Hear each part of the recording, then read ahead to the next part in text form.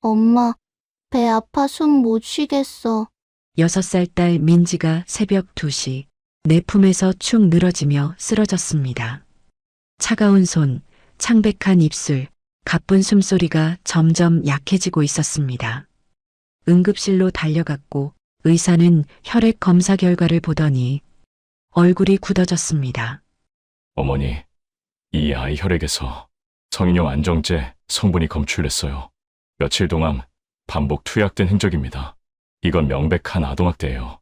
지금 바로 경찰에 신고하세요. 그 순간 나는 알았습니다. 내 딸을 해친 사람이 누구인지를요. 사연 시작 전 구독, 좋아요 버튼 눌러주세요. 오늘의 사연 지금 바로 시작합니다. 안녕하세요. 저는 올해 32살이 된 이서윤이라고 합니다. 고양시 덕양구의 낡은 아파트 2층에서 6살 딸 민지와 단둘이 살고 있습니다. 남편은 3년 전 교통사고로 세상을 떠났고 그 이후로 저는 동네 마트 계산대에서 아침 6시부터 오후 2시까지 일하며 민지를 키워왔습니다. 그리 넉넉하진 않지만 그래도 우리 모녀는 행복했습니다. 민지는 웃음이 많은 아이였고 저는 그 웃음 하나로 하루를 버텼습니다. 하지만 그 평범한 일상이 무너진 건 불과 일주일 전부터였습니다. 민지가 유난히 자주 피곤해하기 시작했습니다. 엄마, 오늘 어린이집 가기 싫어. 아침마다 민지는 이불 속에서 나오질 않았습니다. 평소엔 씩씩하게 가방을 매던 아이가 갑자기 무기력해진 모습에 저는 당황했습니다. 민지야, 어디 아파? 배, 머리. 응, 그냥 다 아파. 자고 싶어. 아이는 눈도 제대로 뜨지 못한 채 다시 이불을 뒤집어 썼습니다. 체온을 재봤지만 열은 없었습니다. 감기 기운인가 싶어 따뜻한 물을 먹이고 어린이집에 보냈지만 점심 무렵 담임 선생님에게서 전화가 왔습니다. 어머니, 민지가 오늘 수업 시간 내내 책상에 엎드려 있어요. 밥도 거의 안 먹고요. 혹시 집에서 무슨 일 있으세요? 아니요, 감기 기운이 좀 있는 것 같아서. 그럼 일찍 데리러 오실 수 있으세요? 아이가 너무 힘들어 보여서요. 전화를 끊고 마트 사장님께 양해를 구한 뒤 서둘러 어린이집으로 향했습니다. 교실 앞에 도착했을 때 민지는 창가 의자에 혼자 앉아 멍하니 밖을 바라보고 있었습니다. 민지야, 엄마 왔어. 아이는 고개를 천천히 돌렸고 그 눈빛이 평소와 달리 흐릿했습니다. 엄마, 나 집 가고 싶어? 민지의 목소리는 힘이 없었습니다. 집으로 돌아오는 길, 아이는 제 손을 꼭 잡은 채 한 발 한 발 느리게 걸었습니다. 평소엔 폴짝폴짝 뛰며 제잘되던 아이가 이렇게 조용할 수가 없었습니다. 뭔가 이상했습니다. 단순한 감기가 아닌 것 같았습니다. 그날 저녁 저는 민지를 재우고 거실에 앉아 핸드폰을 뒤적였습니다.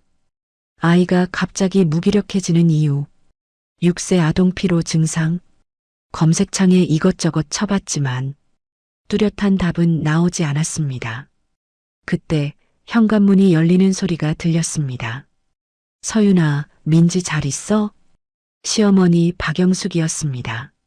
남편이 떠난 뒤에도 시어머니는 같은 아파트 단지 5층에 사셨고 종종 민지를 보러 내려오셨습니다. 어머니, 안녕하세요. 민지가 요즘 좀 안 좋아서요.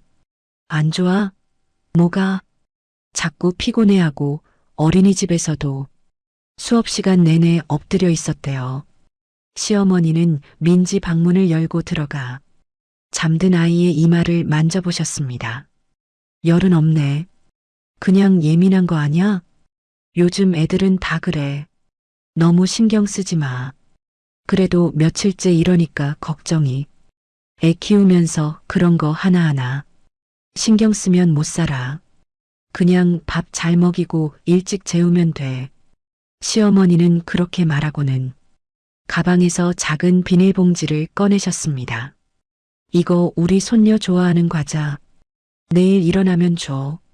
감사합니다, 어머니. 시어머니가 나가신 뒤 저는 비닐봉지를 열어봤습니다. 민지가 좋아하는 초코과자와 작은 요구르트 2개가 들어있었습니다. 평소와 다를 것 없는 모습이었지만 왠지 모를 불안감이 가슴 한편에 남았습니다. 그날 밤 민지는 자다가 2번이나 깼습니다. 엄마 배 아파. 어디? 여기. 응, 여기, 그리고 여기도. 아이는 배와 가슴을 번갈아 가리키며 작게 신음했습니다. 저는 따뜻한 물을 먹이고 배를 쓸어주며 간신히 아이를 다시 재웠습니다. 하지만 그날 이후로도 민지의 상태는 나아지지 않았습니다. 오히려 점점 더 심해졌습니다. 어린이집에선 민지가 자꾸 졸아요라는 연락이 매일같이 왔고 집에서도 아이는 밥을 거의 먹지 않았습니다. 그리고 사흘째 되던 날 저는 이상한 장면을 목격했습니다. 아파트 놀이터에서 민지가 혼자 그네를 타고 있을 때 이웃집 명자 아주머니가 다가왔습니다. 명자 아주머니는 늘 친절하게 민지에게 과자를 주시던 분이었습니다. 그날도 명자 아주머니는 가방에서 뭔가를 꺼내 민지에게 건넸습니다. 민지는 고개를 끄덕이며 그걸 받아들었고 저는 그게 또 과자려니 생각했습니다. 하지만 집에 돌아와 민지 가방을 정리하다가 작은 하얀 알약 하나가 바닥에 떨어진 걸 봤습니다. 민지야, 이거 뭐야? 응? 모르겠어. 명자 할머니가 줬어. 맛있는 사탕이래. 그 순간 등골이 서늘해졌습니다. 하지만 저는 그때만 해도 몰랐습니다. 그 사탕이 제 딸의 목숨을 위협하고 있다는 걸요.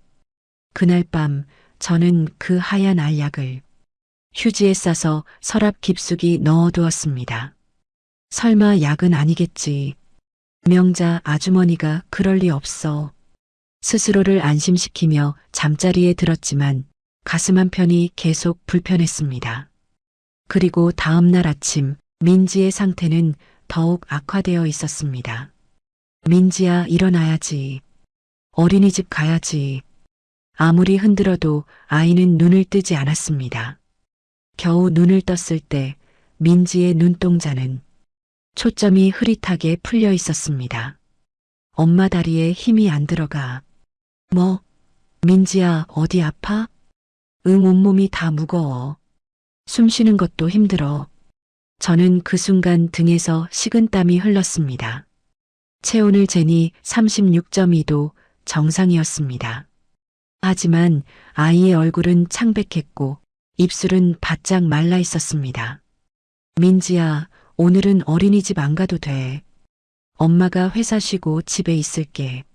민지는 고개를 끄덕이며 다시 눈을 감았습니다. 저는 마트 사장님께 전화를 걸어 급하게 하루 휴가를 냈습니다. 그리고 동네 소아과로 민지를 데려갔습니다. 대기실에서 번호표를 뽑고 기다리는 동안 민지는 제 무릎에 기대어 잠들어 있었습니다. 평소라면 대기실 장난감을 가지고 놀았을 텐데 지금은 그럴 힘조차 없어 보였습니다. 이서윤 보호자님, 진료실로 들어오세요. 의사 선생님은 민지의 상태를 꼼꼼히 살폈습니다. 목, 귀, 배를 진찰하고 청진기로 심장 소리도 들어보셨습니다. 특별히 이상 소견은 없는데요.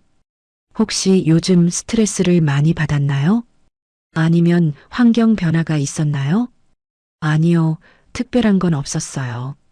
그냥 갑자기 일주일 전부터 이렇게 됐어요. 일단 영양제 처방해 드릴게요.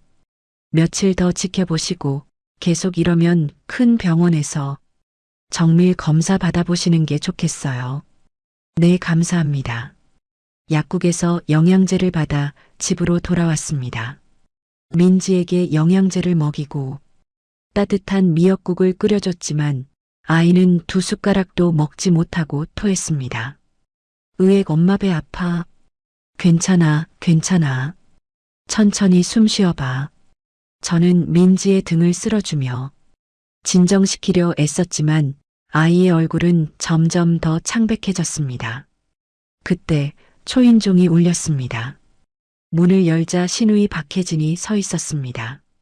언니, 엄마가 민지 상태 어떠냐고 물어보래서 왔어요. 응, 병원 다녀왔는데 특별한 건 없대. 그냥 좀 더 지켜보래. 혜진은 민지 방을 슬쩍 들여다보더니 작게 한숨을 쉬었습니다. 언니, 민지가 요즘 너무 예민한 거 아니에요? 엄마 말로는 요즘 애들이 다 그렇대요. 너무 오냐오냐 하면 버릇 들어간대요. 무슨 소리야? 민지는 아픈 거야. 그래도 언니 애 키우는 거 좀 단단하게 해야죠. 엄마도 걱정하시잖아요. 혜진의 말투엔 뭔가 불편한 뉘앙스가 묻어났습니다. 마치 제가 민지를 제대로 키우지 못한다는 듯이요. 혜진아, 나 지금 민지 간호해야 하니까 다음에 얘기하자. 아, 네, 알았어요. 혜진이 나간 뒤 저는 소파에 주저앉았습니다. 머릿속이 복잡했습니다. 내가 뭘 잘못한 걸까? 민지를 너무 약하게 키운 걸까? 하지만 곧 고개를 저었습니다. 아니야, 민지는 분명 아픈 거야. 그날 오후 저는 민지를 재우고 아파트 놀이터로 내려갔습니다. 혹시 명자 아주머니가 있을까 싶어서였습니다. 다행히 명자 아주머니는 벤치에 앉아 핸드폰을 보고 계셨습니다. 아주머니, 안녕하세요. 어머, 서윤 씨, 민지는 어디 갔어요? 집에서 자고 있어요. 요즘 몸이 안 좋아서요. 아이고, 그래요? 많이 아파요? 네, 병원도 갔다 왔는데 원인을 모르겠어요. 명자 아주머니는 고개를 끄덕이며 안타까운 표정을 지었습니다. 그럼 제가 민지 좋아하는 거 좀 사다 줄까요? 아이들은 맛있는 거 먹으면 기운 나잖아요. 아, 괜찮아요. 아주머니가 늘 챙겨주셔서 저희가 미안할 정도예요. 에이, 뭐가 미안해요. 우리 손주 같은데 뭐. 명자 아주머니는 환하게 웃으며 가방을 뒤적였습니다. 그 순간 가방 안에서 작은 투명통이 보였습니다. 그 안에는 하얀 알약들이 가득 들어 있었습니다. 저는 순간 숨이 막혔습니다. 아주머니, 그거 뭐예요? 응? 아, 이거요? 제가 먹는 영양제예요. 왜요? 아, 아니에요. 그냥 궁금해서요. 명자 아주머니는 아무렇지 않게 그 통을 다시 가방 안에 넣었습니다. 저는 억지로 웃으며 자리에서 일어났습니다. 그럼 저 들어갈게요. 민지 혼자 있어서요. 네, 들어가세요. 민지 빨리 나았으면 좋겠네요. 집으로 돌아오는 길, 저는 가슴이 두근거렸습니다. 설마 그 약이? 아니야, 아닐 거야. 명자 아주머니가 그럴 리 없어. 하지만 의심은 점점 커져만 갔습니다. 그날 저녁 저는 서랍에서 민지가 받았다던 하얀 알약을 꺼냈습니다. 그리고 핸드폰 카메라로 사진을 찍어 인터넷에 검색했습니다. 하얀 알약 식별. 하지만 명확한 정보는 나오지 않았습니다. 그때 문득 떠오른 생각이 있었습니다. 내일 약국에 가서 물어봐야겠다. 이 약이 정확히 뭔지 알아내야겠다. 그리고 만약 이게 민지에게 해로운 거라면 저는 절대 가만히 있지 않을 것입니다. 민지의 작은 숨소리를 들으며 저는 밤새 잠을 이루지 못했습니다. 다음 날 아침 저는 민지를 어린이집에 보내지 않고 집에서 쉬게 한 뒤 동네 약국으로 향했습니다. 손에는 어제 민지가 받았던 하얀 알약이 든 비닐봉지가 들려 있었습니다. 약사님, 실례지만 이 약 좀 봐주실 수 있으세요? 약국 약사는 안경을 고쳤으며 알약을 자세히 들여다봤습니다. 이건 성인용 수면 안정제인데요? 어디서 나온 거예요?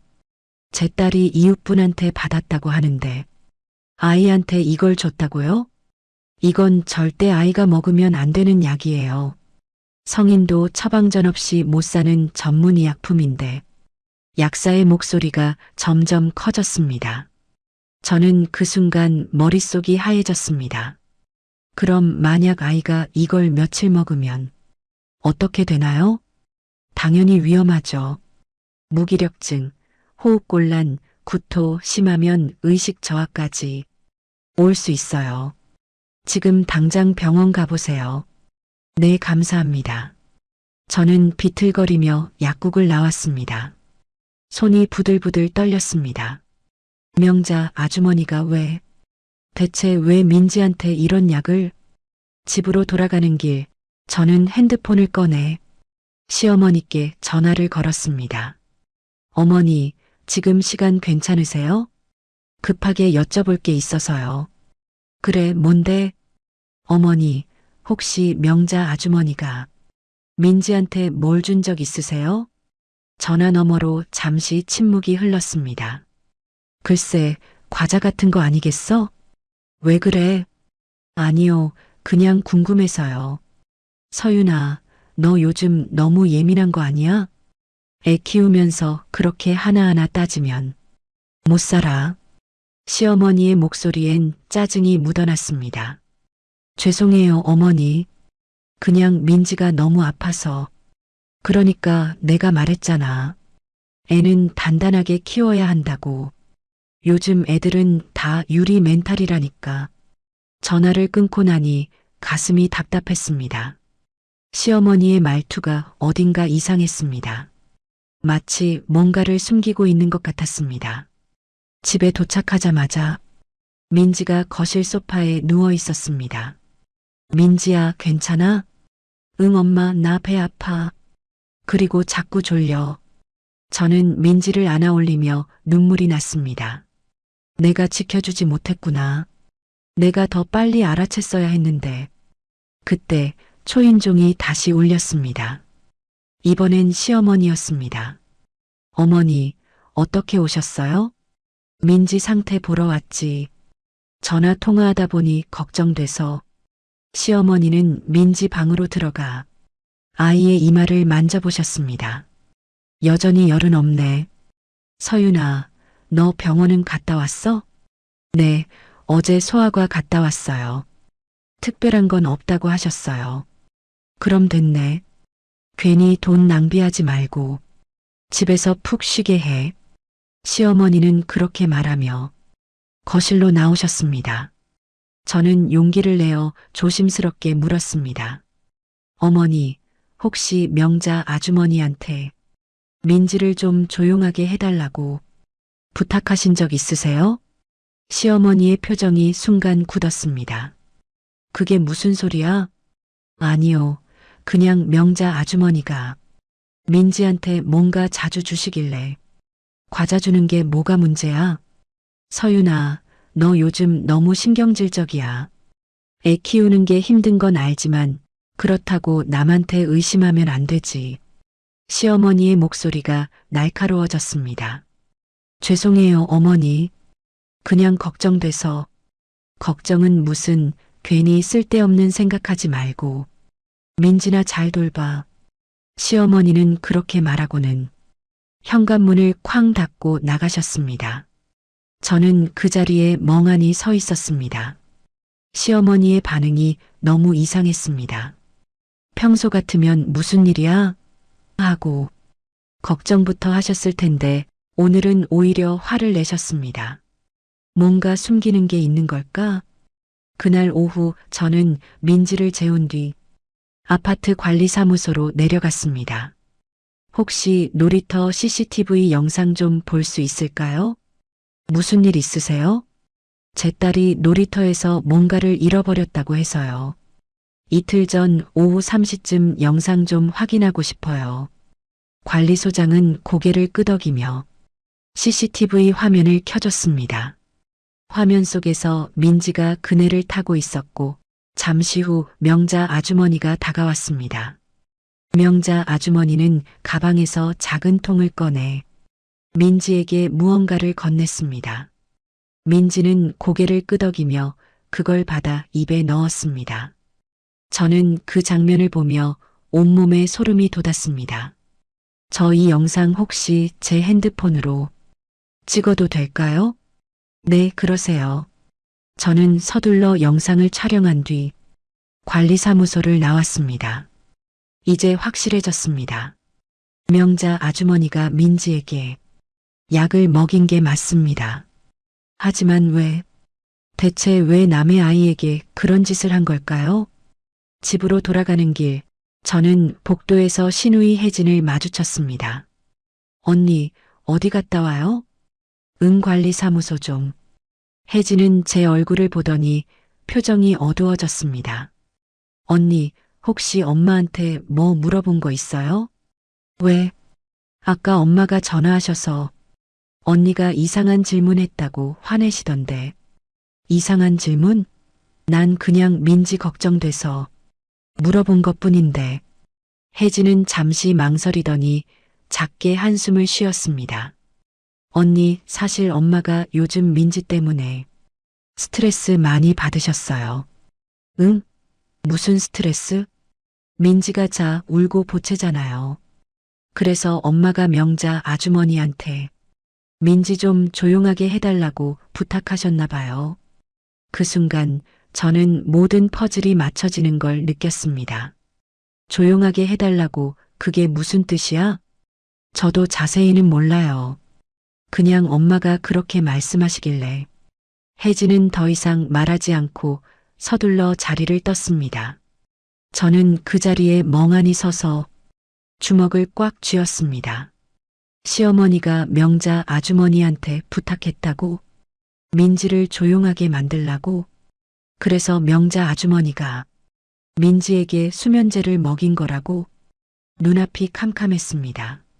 믿고 싶지 않았지만 모든 증거가 그쪽을 가리키고 있었습니다. 저는 떨리는 손으로 핸드폰을 꺼내 112에 전화를 걸었습니다. 여보세요, 신고하려고요. 제 딸이 누군가에게 약물을 먹은 것 같아요. 네, 접수됐습니다. 지금 바로 순찰차 보내드릴게요. 혹시 아이 상태는 어떤가요? 지금은 자고 있는데 계속 무기력하고 구토 증상이 있어요. 알겠습니다. 일단 아이는 깨우지 마시고 경찰이 도착할 때까지 기다려주세요. 전화를 끊고 나니 온몸이 떨렸습니다. 정말 이게 맞는 걸까? 시어머니와 명자 아주머니를 경찰에 신고하는 게 맞는 걸까? 하지만 민지를 생각하니 더 이상 망설일 수 없었습니다. 30분 뒤 초인종이 울렸습니다. 경찰입니다. 신고하신 분 계신가요? 문을 열자 젊은 남자 형사 2명이 서 있었습니다. 네, 제가 신고했습니다. 들어가도 될까요? 거실로 안내한 뒤 저는 형사들에게 모든 상황을 설명했습니다. 민지가 일주일 전부터 보인 이상 증상, 명자 아주머니가 준 하얀 알약, 약국에서 확인한 수면제 성분, 그리고 CCTV 영상까지. 형사 중 한 명이 핸드폰으로 영상을 보더니 표정이 굳어졌습니다. 이건 명백한 아동학대 사건입니다. 지금 바로 아이를 병원으로 데려가셔야 해요. 정밀 검사받고 진단서 떼셔야 합니다. 네, 알겠습니다. 그리고 이 약 증거물로 제출해 주시고요. CCTV 영상도 저희한테 보내주세요. 형사들은 메모를 하며 질문을 이어갔습니다. 혹시 이 명자라는 분이 왜 이런 짓을 했는지 아세요?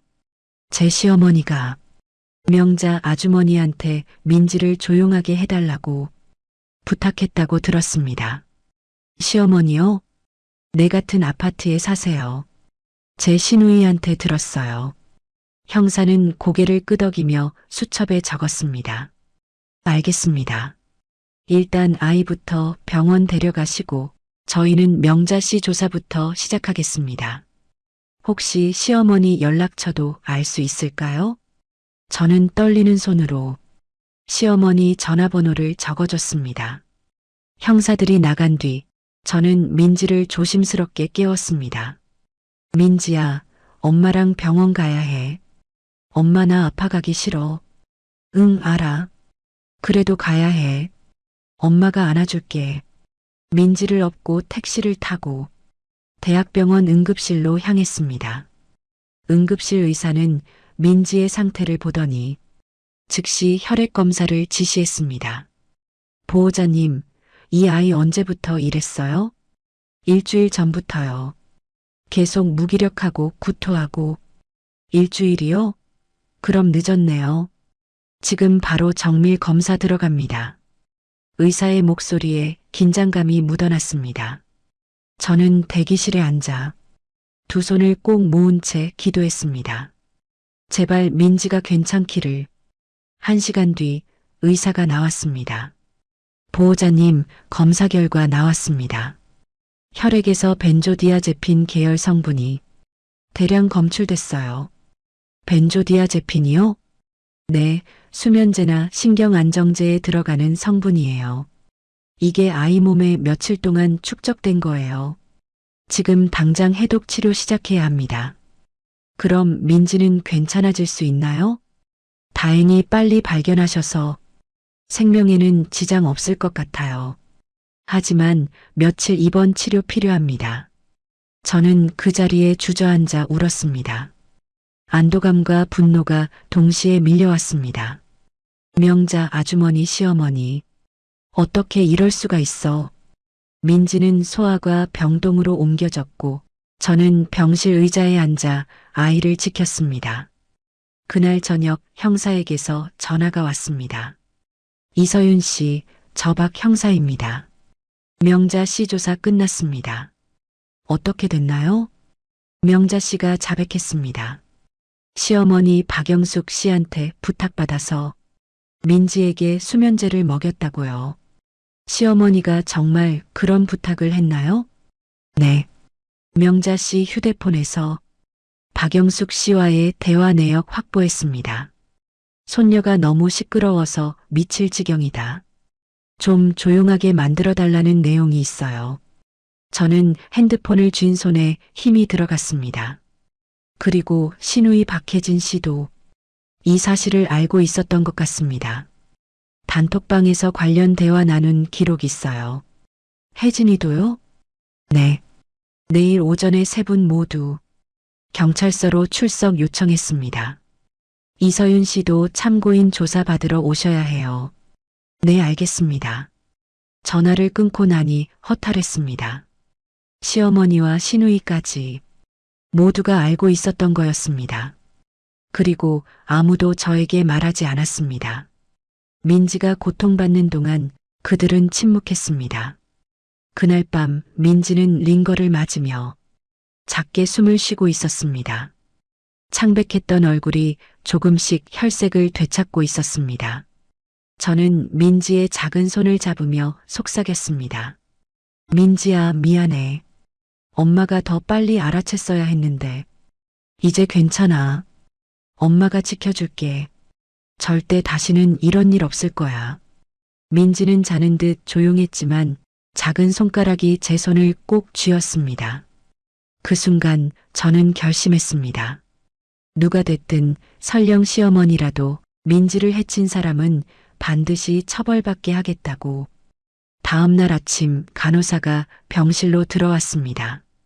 보호자님, 경찰분들이 오셨어요. 문을 열자 어제 그 형사들이 서 있었습니다. 이서윤 씨, 어젯밤 박영숙 씨와 박혜진 씨, 그리고 명자 씨, 3명 모두 경찰서로 소환했습니다. 지금 조사 중이에요. 네. 그리고 이거 박영숙 씨 휴대폰에서 캡처한 단톡방 대화 내용입니다. 형사가 건넨 종이를 보는 순간 저는 숨이 막혔습니다. 박영숙 애가 자꾸 울어서 미칠 지경이야. 좀 조용하게 만들 방법 없을까?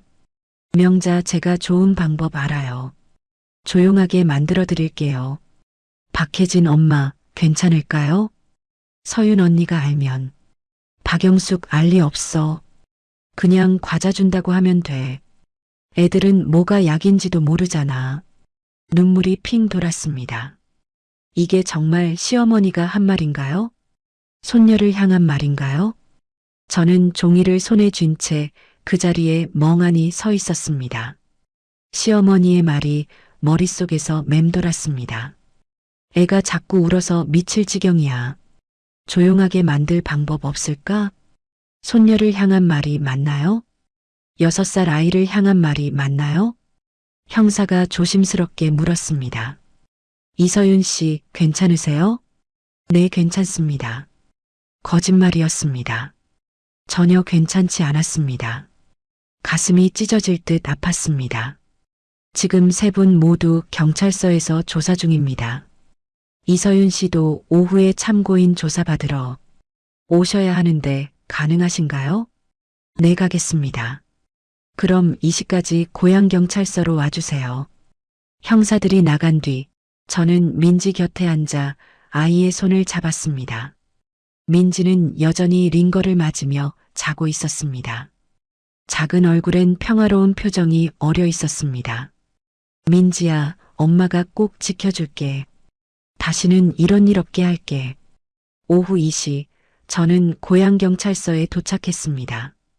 조사실 앞 복도에는 시어머니와 명자 아주머니 그리고 혜진이 각각 다른 의자에 앉아 있었습니다.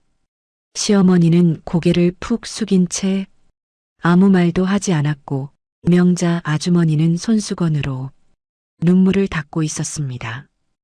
혜진은 저를 보더니 고개를 돌렸습니다. 저는 그들을 지나쳐 조사실로 들어갔습니다. 이서윤 씨 앉으세요. 몇 가지 질문 드리겠습니다. 형사는 차분한 목소리로 질문을 시작했습니다. 시어머니 박영숙 씨와는 평소 관계가 어땠나요? 남편이 돌아가신 후에도 민지를 자주 봐주셨고 저한테도 잘해주셨습니다. 그런데 왜 이런 일이 일어났다고 생각하세요? 저는 잠시 말을 멈췄습니다. 사실 저도 이해할 수 없었습니다. 왜 시어머니가 그런 선택을 했는지 잘 모르겠습니다. 다만 시어머니께서 평소에 아이는 울면 안 된다는 말을 자주 하셨어요. 아, 그렇군요. 형사는 고개를 끄덕이며 메모했습니다. 명자 씨에 대해선 어떻게 생각하세요? 평소엔 친절한 분이셨어요. 민지한테도 과자 자주 주시고 그래서 더 믿었던 것 같아요. 알겠습니다. 조사 끝났습니다. 수고하셨어요. 조사실을 나오는 길 복도에서 시어머니와 마주쳤습니다. 시어머니는 저를 보더니 천천히 입을 열었습니다. 서윤아, 나는 그냥 민지가 너무 시끄러워서 잠깐만 조용하게 하려고 한 거였어. 시어머니의 목소리는 떨리고 있었습니다. 시끄럽다고요? 6살 아이가 우는 게 시끄럽다고요? 그게 아니라 나도 몰랐어. 명자가 그렇게까지 할 줄은. 어머니가 부탁하셨잖아요. 조용하게 만들어 달라고. 시어머니는 고개를 숙였습니다. 미안하다, 정말 미안해. 저는 더 이상 말하고 싶지 않았습니다. 시어머니를 지나쳐 밖으로 나왔습니다. 현관 앞에서 혜진이 기다리고 있었습니다. 언니, 혜진아, 너도 알고 있었지? 언니, 나는 정말 몰랐어. 엄마가 그냥 민지 좀 조용하게 하라고 명자 아주머니한테 부탁했다는 것만.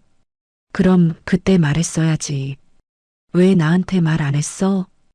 혜진은 눈물을 흘리며 고개를 저었습니다. 미안해. 언니 정말 미안해. 나도 설마 이렇게 될 줄은. 혜진아, 민지는 내 조카야. 내 피부치라고. 그런데 어떻게 가만히 있을 수 있어? 혜진은 더 이상 아무 말도 하지 못했습니다. 저는 혜진을 두고 경찰서를 나왔습니다. 다음 날 형사에게서 전화가 왔습니다. 이서윤 씨, 조사 결과 알려드립니다. 박영숙 씨와 명자 씨 모두 아동학대 혐의로 입건됐습니다. 네. 박영숙 씨는 아동학대 교사 및 방조, 명자 씨는 아동학대 및 상해 혐의입니다. 박혜진 씨는 방조 혐의로 추가 조사 예정이고요. 처벌은 어떻게 되나요? 아동학대 상해죄는 최대 7년 이하 징역, 교사 및 방조는 3년 이하 징역입니다. 검찰에 송치되면 정식 재판 진행될 겁니다. 네, 알겠습니다. 전화를 끊고 나니 복잡한 감정이 밀려왔습니다. 시어머니가 처벌받는 건 당연한 일이지만 한편으론 마음 한구석이 무거웠습니다. 남편이 살아있었다면 이런 일은 일어나지 않았을 텐데 그날 오후 병원에서 의사가 찾아왔습니다. 보호자님, 민지 상태 많이 좋아졌어요. 내일 퇴원 가능할 것 같습니다. 정말요? 감사합니다, 선생님. 다만 앞으로 몇 달간은 정기적으로 검진 받으셔야 해요. 혹시 모를 후유증 확인해야 하거든요. 네, 꼭 그렇게 하겠습니다. 의사가 나간 뒤 민지가 천천히 눈을 떴습니다. 엄마. 응, 민지야. 깼어? 엄마 나 이제 괜찮아? 응, 괜찮아. 우리 민지 다 나았어. 민지는 제 손을 꼭 잡으며 물었습니다. 엄마, 명자 할머니는 왜 나한테 아픈 약 줬어? 그 질문에 저는 할 말을 잃었습니다. 어떻게 설명해야 할까요? 할머니가 민지를 조용하게 만들려고 약을 먹였다고? 민지야, 할머니가 잘못 생각하신 거야. 하지만 이제 다시는 그런 일 없을 거야. 엄마가 약속할게. 민지는 고개를 끄덕이며 다시 눈을 감았습니다. 저는 민지의 머리를 쓰다듬으며 조용히 눈물을 흘렸습니다. 일주일 뒤 검찰에서 연락이 왔습니다. 이서윤 씨, 피해자 의견 진술서 제출해 주세요. 재판 진행 시 참고 자료로 사용됩니다. 네, 알겠습니다. 저는 그날 밤 진술서를 작성했습니다. 저는 제 딸 민지를 사랑합니다. 민지는 제 인생의 전부입니다. 그런 민지를 누군가가 고의로 해쳤다는 사실이 너무나 고통스럽습니다. 설령 그 사람이 시어머니라 해도 이 일은 절대 용서할 수 없습니다. 법에 따라 엄정한 처벌 부탁드립니다. 진술서를 봉투에 넣으며 저는 마음을 다잡았습니다. 이제 시작입니다. 민지를 지키기 위한 진짜 싸움은 이제부터입니다. 민지가 태어난 지 한 달이 지났습니다. 아이는 점점 건강을 되찾아가고 있었지만 여전히 밤마다 악몽을 꾸곤 했습니다. 엄마 무서워. 민지는 자다가 깨어 제 품에 안겼습니다. 괜찮아, 민지야. 엄마가 여기 있어. 저는 민지를 꼭 안아주며 자장가를 불러주었습니다. 아이의 작은 심장이 빠르게 뛰고 있었습니다. 이 아이가 얼마나 무서웠을까? 약을 먹고 정신이 흐려질 때 얼마나 두려웠을까? 생각만 해도 가슴이 찢어졌습니다. 어느 날 오후 검찰청에서 연락이 왔습니다. 이서윤 씨, 1차 공판 날짜 잡혔습니다. 다음 주 목요일 오전 10시 수원지방법원입니다. 네, 알겠습니다. 피해자 진술도 예정돼 있으니 꼭 출석해 주세요. 네, 꼭 가겠습니다. 재판 전날 밤 저는 잠을 이룰 수 없었습니다. 내일이면 시어머니와 명자 아주머니를 법정에서 마주하게 됩니다. 어떤 얼굴로 봐야 할까요? 어떤 말을 해야 할까요? 다음 날 아침 민지를 이웃 김아주머니께 맡기고 법원으로 향했습니다. 법정 앞 복도에는 이미 많은 사람들이 대기하고 있었습니다. 시어머니는 검은색 정장을 입고 변호사와 함께 앉아 있었고 명자 아주머니는 혼자 구석에 앉아 고개를 숙이고 있었습니다. 혜진의 모습은 보이지 않았습니다. 제312호 법정, 박영숙 외 한 명. 아동학대 사건 당사자분들 입장하세요. 법정 문이 열렸습니다. 저는 천천히 방청석으로 걸어갔습니다. 심장이 쿵쿵 뛰었습니다. 판사가 입장하고 재판이 시작됐습니다. 피고인 박영숙, 명자, 아동복지법 위반 및 상해 혐의로 기소됐습니다. 피고인들, 혐의 인정하십니까? 시어머니의 변호사가 일어섰습니다. 재판장님, 피고인 박영숙은 직접 가해 행위를 하지 않았습니다. 단지 손녀가 시끄러워 힘들다는 말을 명자 씨에게 했을 뿐입니다. 검사가 반박했습니다. 재판장님, 피고인 박영숙은 명자에게 조용하게 만들어 달라고 명확히 요청했습니다. 이는 아동학대 교사에 해당합니다. 판사는 고개를 끄덕이며 서류를 넘겼습니다. 피고인 명자는 어떻습니까? 명자 아주머니가 떨리는 목소리로 대답했습니다. 죄송합니다. 제가 잘못했습니다. 박영숙 씨가 너무 힘들어 하셔서 도와드리고 싶었습니다.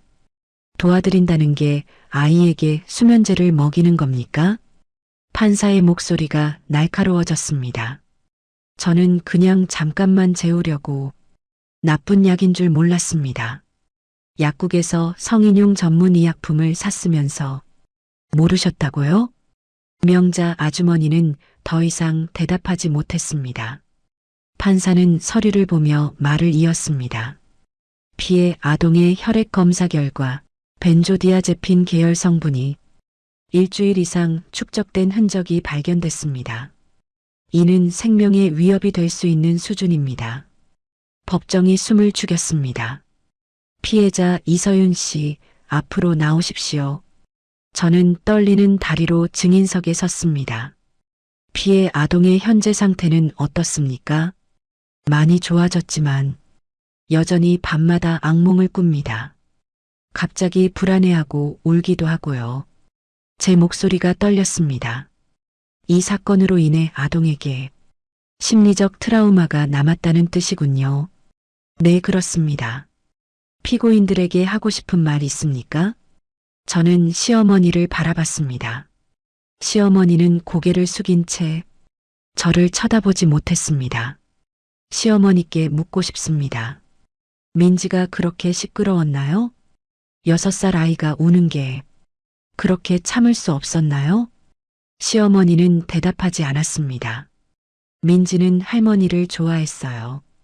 할머니가 올 때마다 좋아서 뛰어갔어요. 그런데 할머니는 그 아이에게 약을 먹였습니다. 제 목소리가 높아졌습니다. 조용하게 만들려고요. 편하게 살려고요. 그게 손녀를 대하는 방법인가요? 시어머니가 고개를 들었습니다. 눈가에 눈물이 맺혀 있었습니다. 서윤아, 미안해. 정말 미안해. 미안하다는 말로는 부족합니다. 민지가 겪은 고통은 평생 지워지지 않을 겁니다. 저는 증인석에서 내려왔습니다. 방청석으로 돌아가는 길, 다리에 힘이 풀렸습니다. 재판은 계속 이어졌습니다. 검사는 단톡방 대화 내용과 CCTV 영상을 증거로 제출했습니다. 재판장님, 피고인 박영숙의 메시지를 보십시오. 애가 자꾸 울어서 미칠 지경이다. 좀 조용하게 만들 방법 없을까? 이는 명백한 아동학대 의도입니다. 시어머니의 변호사가 다시 일어섰습니다. 재판장님, 피고인은 현재 깊이 반성하고 있으며 피해자에게 합의금을 지급할 의사가 있습니다. 판사가 저를 바라봤습니다. 피해자 측 합의 의사 있습니까? 저는 고개를 저었습니다. 없습니다. 이유를 말씀해 주십시오. 이 일은 돈으로 해결될 문제가 아닙니다. 제 딸이 겪은 고통과 두려움은 어떤 돈으로도 보상할 수 없습니다. 판사는 고개를 끄덕였습니다. 알겠습니다. 다음 공판일에 최종 판결 선고하겠습니다. 오늘 재판은 여기까지입니다. 법정을 나오는 길, 시어머니가 저를 불렀습니다. 서윤아, 잠깐만. 저는 걸음을 멈추지 않았습니다. 더 이상 들을 말이 없었습니다. 법원을 나와 택시를 타고 집으로 돌아왔습니다. 민지는 김아주머니와 그림을 그리고 있었습니다. 엄마, 다녀왔어? 응, 민지야. 엄마 왔어. 민지는 제게 달려와 안겼습니다. 엄마, 오늘 나 꼭 그렸어. 예쁘지? 응, 우리 민지 최고야. 저는 민지를 꼭 안았습니다. 이 아이만 있으면 됩니다. 이 아이만 지킬 수 있으면 됩니다. 그날 밤 검사에게서 문자가 왔습니다. 다음 공판에서 최종 선고 예정입니다. 예상 형량은 박영숙 징역 2년, 명자 징역 3년입니다. 피해자분의 강경한 의사가 재판부에 긍정적으로 작용했습니다.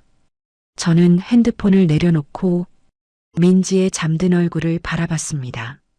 민지야, 이제 곧 끝날 거야. 엄마가 꼭 지켜줄게. 창밖으로 차가운 바람이 불어왔지만 제 가슴 속엔 따뜻한 결심이 타오르고 있었습니다. 최종 선고일까지는 2주가 남아 있었습니다. 그 사이 저는 민지와 함께 심리 상담을 받기 시작했습니다. 상담센터는 밝은 노란색 벽지로 꾸며져 있었고 민지는 처음엔 낯설어했지만 곧 상담 선생님과 친해졌습니다. 민지야, 요즘 밤에 무서운 꿈 꿔? 상담 선생님이 부드럽게 물었습니다. 응, 가끔요. 할머니가 나한테 약 주는 꿈이요. 민지의 목소리가 작아졌습니다. 그래. 그럼 그때 민지 기분이 어땠어? 무서웠어요. 그리고 배가 아팠어요. 엄마한테 말하고 싶었는데 말이 안 나왔어요. 민지가 눈물을 글썽였습니다. 저는 옆에서 민지의 손을 꼭 잡아줬습니다. 상담이 끝난 뒤 선생님이 저를 따로 불렀습니다. 어머니, 민지는 외상 후 스트레스 증상이 조금 보이긴 하지만 회복 속도는 빠른 편이에요. 그나마 다행이네요. 다만 앞으로 최소 6개월은 꾸준히 상담받는 게 좋겠어요. 그리고 어머니도 함께 상담받으시는 게 도움이 될 겁니다. 제가요? 네. 어머니도 이번 일로 많이 힘드셨을 거예요. 피해자 가족도 치유가 필요합니다. 저는 고개를 끄덕였습니다. 사실 저도 밤마다 잠을 설치고 있었습니다. 내가 더 빨리 알아챘더라면, 내가 더 조심했더라면, 그런 생각들이 끊임없이 머릿속을 맴돌았습니다. 일주일 후 혜진에게서 전화가 왔습니다. 언니 나야. 뭐야? 언니, 나 지금 엄마 면회 다녀왔어. 혜진의 목소리가 떨렸습니다. 엄마가 많이 후회하고 계셔. 언니한테 정말 미안하대. 그래서 언니, 제발 한 번만 용서해줘. 엄마가 너무 힘들어하셔. 저는 한숨을 쉬었습니다. 혜진아, 내가 용서한다고 민지의 상처가 없어지는 거 아니야. 그건 알지만. 그리고 혜진아, 너도 그때 알고 있었잖아. 근데 왜 나한테 말 안 했어? 전화 너머로 혜진의 흐느끼는 소리가 들렸습니다. 미안해, 정말 미안해.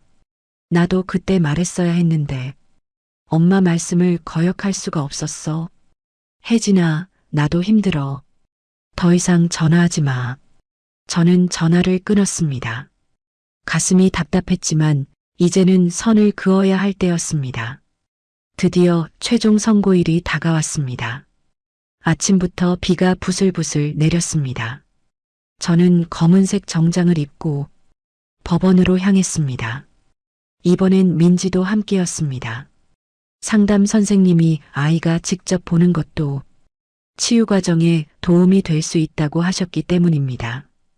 법정에 들어서자 시어머니와 명자 아주머니가 보였습니다. 시어머니는 많이 야윈 모습이었고 명자 아주머니는 눈이 퉁퉁 부어 있었습니다. 모두 기립하십시오. 판사가 입장했습니다. 지금부터 선고를 시작하겠습니다. 법정이 조용해졌습니다. 제 심장이 빠르게 뛰었습니다. 피고인 박영숙은 아동복지법 위반 및 아동학대 교사 혐의로 징역 2년을 선고합니다. 시어머니가 고개를 푹 숙였습니다. 피고인 명자는 아동학대 및 상해 혐의로 징역 3년을 선고합니다. 명자 아주머니가 울음을 터뜨렸습니다. 이 사건은 6살 아동에게 성인용 수면제를 반복 투약한 중대한 범죄입니다.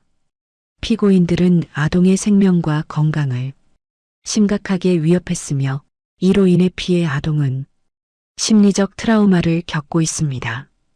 판사의 목소리가 법정에 울려 퍼졌습니다. 특히 피고인 박영숙은 손녀의 친할머니로서 아동을 보호해야 할 의무가 있음에도 오히려 아동학대를 교사한 점, 피해자 측이 합의를 거부한 점 등을 고려하여 실형을 선고합니다. 피고인들은 즉시 구속됩니다. 선고가 끝나자 교정 직원들이 시어머니와 명자 아주머니에게 수갑을 채웠습니다.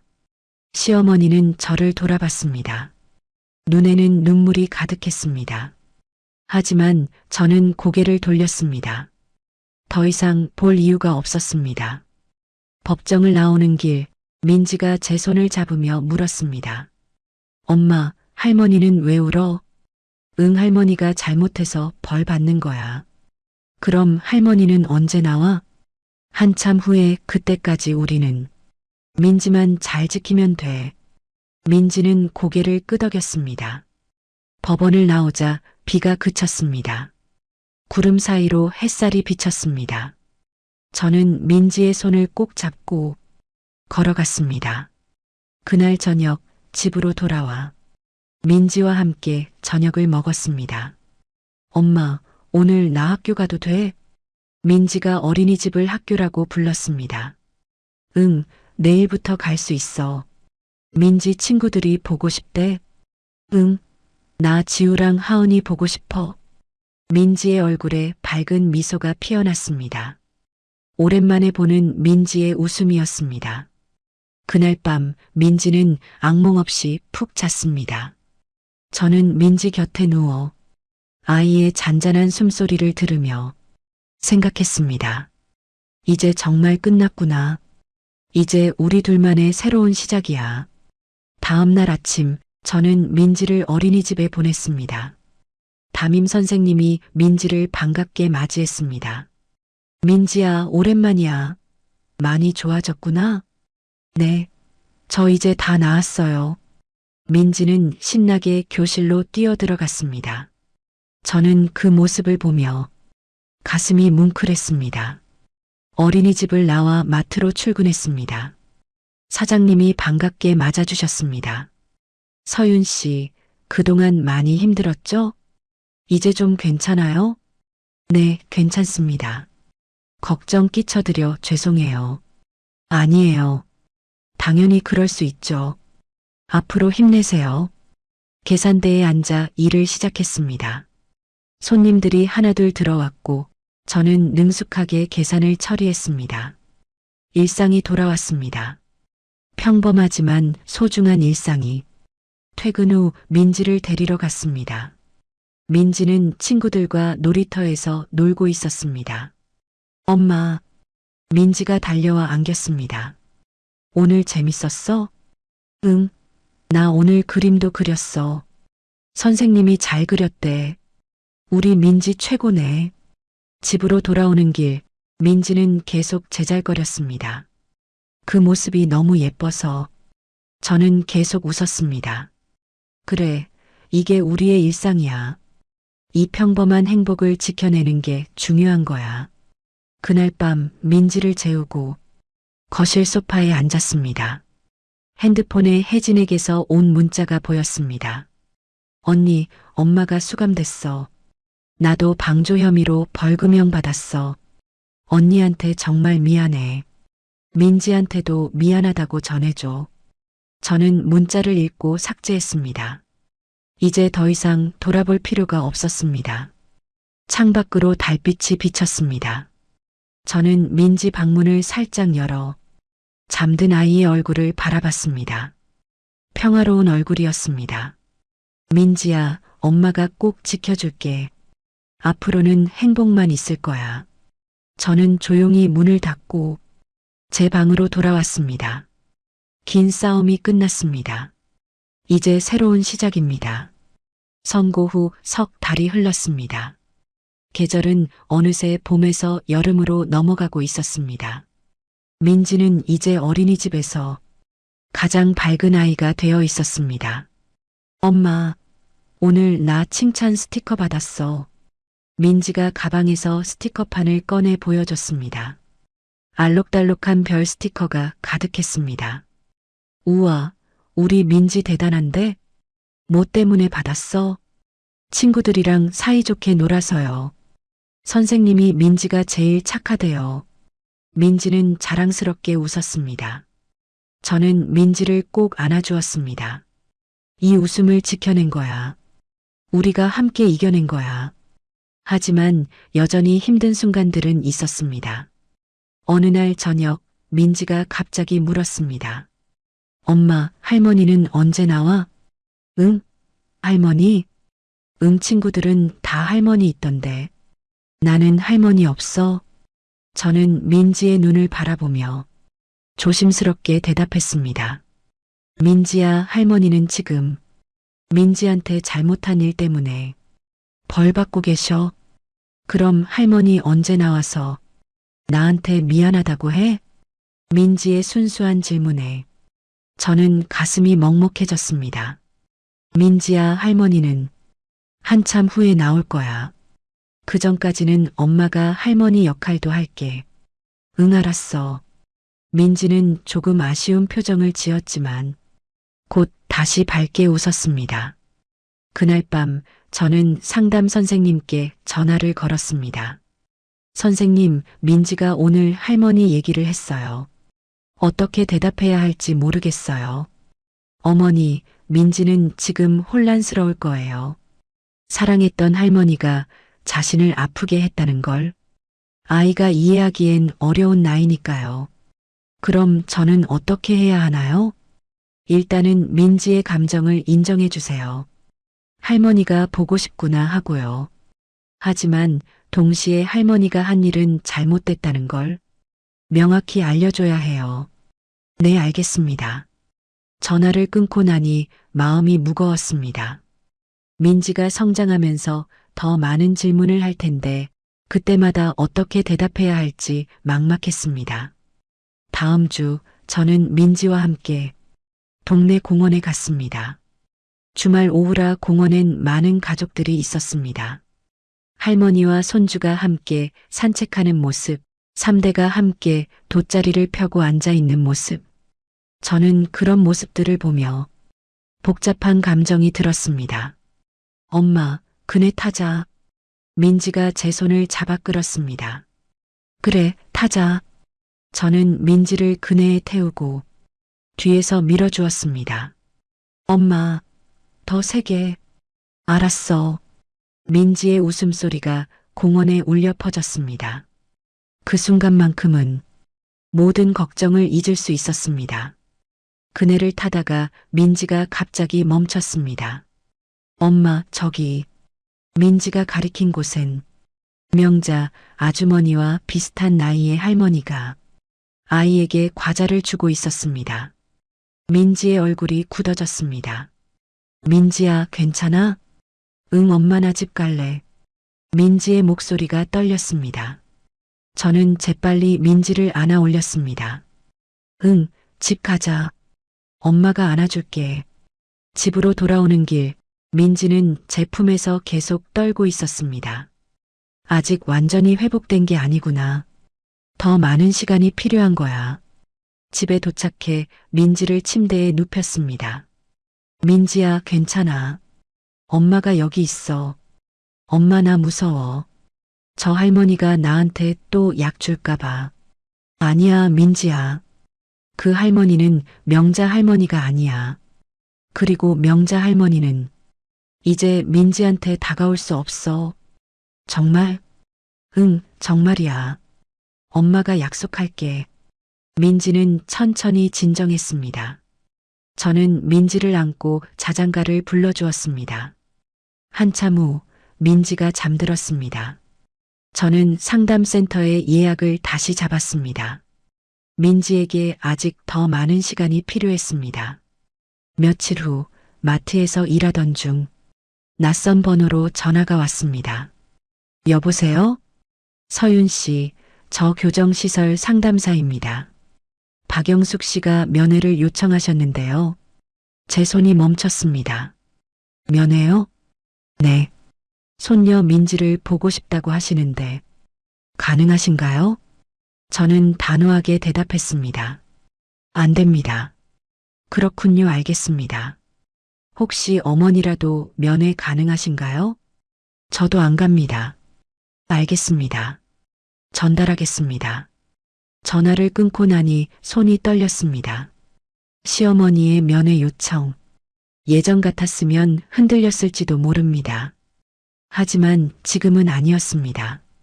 민지를 생각하면 절대 흔들릴 수 없었습니다. 그날 저녁 민지에게 물었습니다. 민지야, 혹시 할머니 보고 싶어? 민지는 잠시 생각하더니 고개를 저었습니다. 아니, 나 할머니 안 보고 싶어. 할머니 때문에 나 아팠어. 그래, 알았어. 민지 마음이 제일 중요해. 민지는 고개를 끄덕이고 다시 그림을 그리기 시작했습니다. 저는 민지의 선택을 존중했습니다. 시간이 더 흐른 어느 날 민지 학예회가 열렸습니다. 어린이집 강당은 학부모들로 가득했습니다. 민지는 무대 위에서 친구들과 함께 율동을 했습니다. 밝게 웃는 민지의 모습이 너무나 소중했습니다. 학예회가 끝나고 다른 학부모가 저에게 다가왔습니다. 혹시 민지 엄마시죠? 민지 정말 밝고 예쁘네요. 아, 감사합니다. 저희 딸이 민지랑 친한 친구예요. 우리 아이가 민지 이야기 많이 해요. 그렇군요. 감사합니다. 그분과 이야기를 나누며 저는 깨달았습니다. 우리 모녀는 이제 정말 새로운 관계들 속에서 새로운 일상을 만들어가고 있다는 것을요. 그날 밤 민지와 함께 침대에 누웠습니다. 엄마, 나 오늘 정말 재밌었어. 응, 엄마도 민지 공연 보면서 너무 행복했어. 엄마, 나 이제 다 나은 거지? 응, 우리 민지 다 나았어. 민지는 환하게 웃으며 제 품에 안겼습니다. 저는 민지의 머리를 쓰다듬으며 조용히 속삭였습니다. 민지야, 엄마가 평생 지켜줄게. 우리 둘이서 행복하게 살자. 응, 엄마 사랑해. 엄마도 민지 사랑해. 창밖으로 별이 반짝이고 있었습니다. 긴 터널을 지나 우리는 드디어 빛을 향해 걷고 있었습니다. 천천히 하지만 확실하게 1년이 흘렀습니다. 민지는 이제 초등학교 입학을 앞두고 있었습니다. 키도 훌쩍 자라고 말도 더 또박또박해졌습니다. 엄마, 나 내일 학교 가면 새 친구 사귈 수 있을까? 당연하지. 우리 민지 착하고 예쁘잖아. 근데 엄마, 친구들이 할머니 어디 계시냐고 물으면 뭐라고 말해야 해? 민지의 질문에 저는 잠시 멈칫했습니다. 하지만 이젠 당황하지 않았습니다. 민지야, 그냥 솔직하게 말해. 우리 할머니는 지금 안 계셔라고. 그게 민지 잘못이 아니니까. 응, 알았어. 민지는 밝게 웃으며 가방을 챙겼습니다. 그 모습을 보며 저는 뿌듯했습니다. 민지는 이제 자신의 이야기를 당당히 말할 수 있는 아이가 되어 있었습니다. 어느 날 오후 교정시설에서 또 전화가 왔습니다. 서윤 씨, 박영숙 씨가 출소 전 가족 상담 프로그램을 신청하셨는데요. 죄송하지만 참여할 의사 없습니다. 그렇군요. 그런데 박영숙 씨가 편지를 쓰셨는데 전달해드려도 될까요? 저는 잠시 망설였습니다. 편지요? 네. 손녀 민지에게 쓴 편지라고 하는데요. 알겠습니다. 주소로 보내주세요.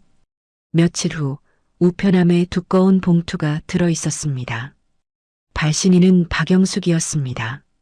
저는 봉투를 들고 한참을 망설였습니다. 열어봐야 할까? 민지에게 보여줘야 할까? 결국 저는 봉투를 뜯었습니다. 편지지 3장 분량의 긴 편지였습니다. 민지에게, 할머니야. 잘 지내고 있니? 할머니는 여기서 매일 민지 생각을 해. 민지가 할머니를 용서해 줄 수 있을까? 할머니는 정말 미안해. 할머니가 민지에게 너무 큰 상처를 줬어. 할머니는 민지가 시끄럽다고 생각한 게 아니야. 그냥 할머니가 너무 지쳐 있었던 거야. 하지만 그게 변명이 될 수는 없겠지.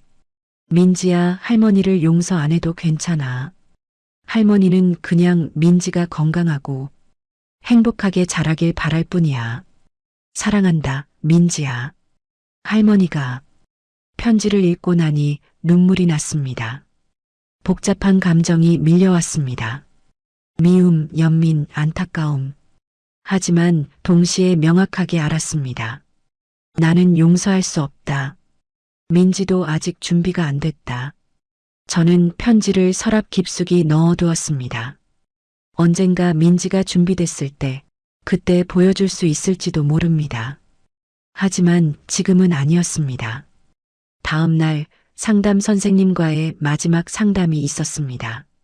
서윤 씨, 오늘로 정규 상담은 마무리예요. 그동안 정말 수고 많으셨어요. 선생님 덕분에 저도 민지도 많이 좋아졌어요. 민지는 정말 씩씩한 아이예요. 이 정도 트라우마에서 이렇게 빨리 회복한 건 드문 케이스예요. 그나마 다행이네요. 그건 어머니가 민지를 잘 지켜줬기 때문이에요. 어머니의 선택이 옳았어요. 선생님의 말에 위로가 됐습니다.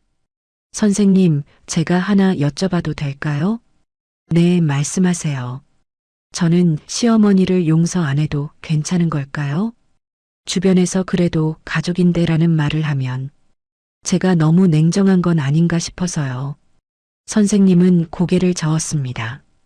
서윤 씨, 용서는 강요되는 게 아니에요. 특히 가해자가 가족이라고 해서 피해자가 용서해야 할 의무는 없어요. 정말 그래도 되나요? 네. 용서하지 않아도 괜찮아요. 그게 어머니와 민지를 지키는 방법이라면 그게 옳은 선택이에요. 선생님의 말에 저는 한결 마음이 편해졌습니다. 그래, 나는 용서하지 않아도 돼. 그게 민지를 지키는 길이야. 상담을 마치고 집으로 돌아오는 길, 민지가 어린이집에서 그린 그림을 보여줬습니다. 엄마, 이거 봐. 그림 속에는 큰 집 한 채와 손을 잡은 엄마와 민지가 그려져 있었습니다. 그 옆에 노란 해가 밝게 빛나고 있었습니다. 우와, 민지야. 이거 누구야? 나랑 엄마야. 우리 집이야. 할머니는 안 그렸어? 민지는 고개를 저었습니다. 응. 우리 가족은 엄마랑 나야. 그걸로 충분해. 그 말에 저는 가슴이 뭉클했습니다. 민지도 이제 알고 있었습니다. 우리 둘만으로도 완전한 가족이라는 것을요. 그날 저녁 민지를 재우고 거실에 앉아 핸드폰을 켰습니다. 혜진에게서 온 마지막 문자가 보였습니다. 언니, 엄마 다음 달에 출소해. 언니가 안 만나주셔도 이해해. 그냥 알려만 줄게. 민지 잘 키워줘서 고마워. 저는 문자를 읽고 답장을 보냈습니다. 민지는 잘 지내고 있어. 앞으로도 연락은 사양할게. 혜진에게서 답장은 오지 않았습니다. 저는 핸드폰을 내려놓고 창밖을 바라봤습니다. 달이 밝게 빛나고 있었습니다. 이제 정말 끝이야. 우리만의 새로운 삶이 시작되는 거야. 다음 날 민지와 함께 공원에 갔습니다. 벚꽃이 만개한 아름다운 봄날이었습니다. 엄마, 꽃 예쁘다. 응, 정말 예쁘다. 민지는 떨어지는 벚꽃잎을 잡으려고 폴짝폴짝 뛰었습니다. 그 모습을 보며 저는 깨달았습니다. 우리는 이겨냈어. 이 아이를 지켜냈어. 공원 벤치에 앉아 민지를 바라보며 저는 조용히 다짐했습니다. 민지야, 엄마는 절대 너를 다치게 하지 않을 거야. 그 누구도 너를 해치게 두지 않을 거야. 민지가 달려와 제 무릎에 앉았습니다. 엄마, 나 행복해. 엄마도 행복해, 민지야. 우리 모녀는 벚꽃잎이 흩날리는 공원에서 한참을 앉아 있었습니다. 과거의 상처는 아물고 있었고 미래는 밝게 빛나고 있었습니다. 용서하지 않아도 괜찮았습니다. 우리는 그저 앞으로 나아가면 됐습니다. 함께 천천히 하지만 확실하게 그날의 햇살처럼 따뜻하게 그날의 벚꽃처럼 아름답게 우리 모녀만의 이야기를 써내려가면 됐습니다. 그리고 그건 충분히 가치 있는 일이었습니다. 민지의 웃음소리가 공원에 울려 퍼졌습니다. 그 소리가 저에게는 세상에서 가장 아름다운 음악이었습니다. 민지야, 우리 잘 해낼 거야. 엄마가 약속할게. 봄바람이 부드럽게 불어왔고 우리의 새로운 계절이 시작되고 있었습니다. 민지의 초등학교 입학식 날이 밝았습니다. 새 교복을 입은 민지는 거울 앞에서 몇 번이고 빙글빙글 돌았습니다. 엄마, 나 예쁘지? 응, 세상에서 제일 예뻐. 민지는 환하게 웃으며 가방을 메었습니다. 학교 앞에는 많은 학부모들이 모여 있었습니다. 저는 민지의 손을 꼭 잡고 교문을 들어섰습니다. 민지야, 떨려? 아니, 신나. 새 친구 많이 사귈 거야. 민지의 당당한 모습에 저는 뿌듯했습니다. 2년 전 그 고통 속에 있던 아이는 이제 온데간데 없었습니다. 입학식이 끝나고 민지는 담임 선생님과 인사를 나눴습니다. 안녕하세요, 선생님. 저는 이민지예요. 어머, 민지 참 씩씩하구나. 선생님은 민지의 머리를 쓰다듬으며 웃었습니다. 저는 그 모습을 보며 가슴이 따뜻해졌습니다. 집으로 돌아오는 길, 민지가 제 손을 잡으며 말했습니다. 엄마, 나 학교 정말 재밌을 것 같아. 그래. 엄마도 민지가 즐거웠으면 좋겠어. 엄마는 나 낳아서 행복해? 갑작스러운 질문에 저는 걸음을 멈췄습니다. 당연하지. 엄마는 민지 때문에 매일 행복해. 나도 엄마 딸이어서 행복해. 민지는 제게 폴짝 안겼습니다. 그 순간 지난 2년간의 모든 고통이 의미 있게 느껴졌습니다. 우리는 함께 이겨냈고 더 단단해졌습니다. 며칠 후 마트 사장님이 저를 부르셨습니다. 서윤 씨, 그동안 정말 고생 많았어요. 앞으로는 좀 더 편하게 일할 수 있게 정규직으로 전환해 줄게요. 정말요? 감사합니다. 정규직 전환은 저에게 큰 의미였습니다. 더 안정적으로 민지를 키울 수 있게 됐으니까요. 그리고 서윤 씨, 혹시 다른 엄마들한테 상담 같은 거 해줄 수 있어요? 상담이요? 네. 서윤 씨 얘기 듣고 용기 얻는 엄마들이 많을 것 같아서요. 저는 잠시 생각했습니다. 제 경험이 누군가에게 도움이 될 수 있다면 좋아요. 기회가 되면 해보고 싶어요. 그날부터 저는 동네 육아 커뮤니티에 가끔 글을 올리기 시작했습니다. 아동학대 피해, 가족의 회복 과정, 심리 상담의 중요성, 그리고 용서하지 않아도 괜찮다는 메시지를요. 댓글들이 하나둘 달리기 시작했습니다. 힘내세요. 저도 비슷한 일 겪었어요. 덕분에 용기 얻었어요. 감사합니다. 아이 지키는 엄마가 최고예요. 저는 그 댓글들을 보며 제 경험이 헛되지 않았다는 걸 느꼈습니다. 어느 토요일 오후 민지와 함께 동네 도서관에 갔습니다. 민지는 그림책 코너에서 열심히 책을 고르고 있었습니다. 엄마, 이 책 빌려갈래? 민지가 고른 책은 우리 가족이라는 제목이었습니다. 책 속에는 다양한 형태의 가족들이 나왔습니다. 엄마 아빠가 있는 가족, 엄마만 있는 가족, 할머니와 사는 가족. 민지야, 이 책 왜 골랐어? 우리랑 비슷한 가족도 있어서. 엄마랑 나 둘만 있어도 가족이잖아. 민지의 말에 저는 눈물이 핑 돌았습니다. 그래, 맞아. 우리 둘만으로 완벽한 가족이야. 집으로 돌아와 민지와 함께 책을 읽으며 저녁을 보냈습니다. 그 평범한 시간이 이제는 너무나 소중하게 느껴졌습니다. 그날 밤 민지를 재운 뒤 저는 오래된 사진첩을 꺼냈습니다. 남편과의 결혼 사진, 민지가 태어났을 때 사진, 그리고 그 힘들었던 시절의 사진들. 모든 순간이 지금의 우리를 만들었습니다. 우리는 이겨냈어. 그리고 앞으로도 잘 해낼 거야. 다음 날 민지 학교에서 학부모 간담회가 있었습니다. 담임 선생님이 한 명씩 소개를 시켰습니다. 이서윤 학부모님, 자기소개 부탁드려요. 안녕하세요. 민지 엄마 이서윤입니다. 저는 싱글맘이고 민지와 단둘이 살고 있어요. 많이 부족하지만 최선을 다해 키우고 있습니다. 제 말에 다른 학부모들이 따뜻한 박수를 보내줬습니다.